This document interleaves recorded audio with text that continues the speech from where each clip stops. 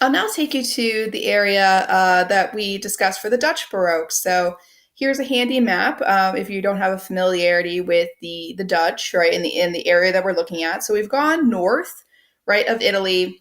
And again, it's important to remember that different regional areas are going to have different attitudes, which brings us to this idea of like what's unique here in the Dutch Baroque. When I talk about the Dutch Baroque, I always use this phrase quiet drama. And I say this because Baroque is dramatic, but I find with the Dutch, it's this kind of drama you have to understand the story a bit. You have to understand the symbols that are being used. And it's not going to be this loud kind of theatricality that you might see with something like The Ecstasy of St. Teresa. So I like this idea of quiet drama. And you're having a little bit of a religious difference. These are Protestant people here rather than Catholic. If you look at the Protestant Reformation and then the Counter Reformation within religion, it tells you a little bit about why you're going to have a different subject matter. Catholics are going to use art to tell stories, and Protestants say faith should be in God, that, art doesn't have to be that instructional. So there is a difference in why you would use art and how you use art. In Protestants, they again focus more on faith in God and his presence, of faith in what you can do for yourself. So you'll notice that they have a lot of focus on the middle class, their professions, more reality based, I guess we might say, where Catholicism to me is always a little bit more mystical. And again, it's not really like, one religion is better than the other. It's just how they approach their religiosity, we might say. So this is a little bit of why you see these people more as middle class, again, looking at profession and such. When we look at the artists, one of the first I show you is Vermeer. You may be a little more familiar with Vermeer because he's shown up in a lot of pop culture over the past 10, 15 years. And this is his woman with the pearl necklace. Vermeer is famous for doing these pieces where they're like a little slice of life, I always say. Like we're kind of hiding in a room and kind of watching what people are doing. And however, the thing is with the Dutch, it's never as simple as that. They were very interested in symbolism, the idea that there's things in these paintings that mean more than they seem. During this time period, they actually published books of symbols. So this is something that was almost like pop culture. So this is the sort of thing that people would read, they would understand it. We don't, because again, it's not part of our landscape. But for them, symbolism and the employment of symbols in artworks, they would have kind of understood these things on an inherent level. So in this painting, for instance, you'll notice she's holding up her pearl necklace. And at first you might just think, well, this is a wealthy woman. She's looking at herself in a mirror. She's checking out how she looks, right? All her wealthy objects, the fur-lined cape, right, and whatnot. But if you know your symbols, you know that pearls reference virginity. And so that puts a little bit of a twist on the painting where why is she thinking about her virginity? There's multiple reasons you could say, right? You could say, maybe she's considering what she might do with her virginity moving forward, right? Maybe she's already lost her virginity. Was that a good idea? So I would say these paintings have a little bit more under the surface if you know what the symbols are trying to lead you towards, which leads us to the next Vermeer that I have for you, which is the letter. This one I love. Again, it's really like you're hiding in this closet, like kind of spying on these two ladies. One you'll notice is the woman of the house.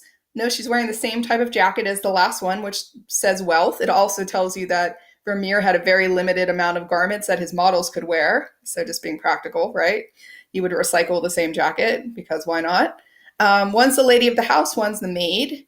And when you look at this, you'll notice that the maid has given the lady of the house a letter.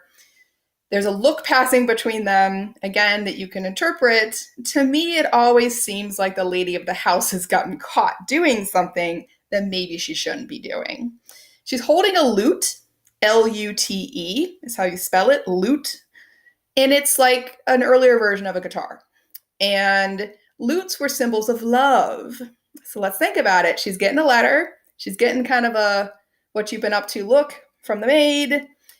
She's holding her lute. And what I would suggest here is maybe she's about to ruin her love situation. Maybe she's a married woman and she's, getting letters from her lover and the maid knows about it. And, her days of strumming the lute, she might be wandering into dangerous territory. So again, we're kind of in the closet, kind of spying on her and wondering, what she's going to do. And this is quietly dramatic again to me. Nothing boisterous, nothing over the top. Other artists like Judith Leister, they look at everyday people again in the drama of their lives.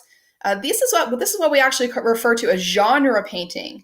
Genre, genre, and genre means everyday people doing everyday things. And these ones are sort of hilarious to me. They're meant to be funny. She wrote about how she was trying to aim them towards a very common audience.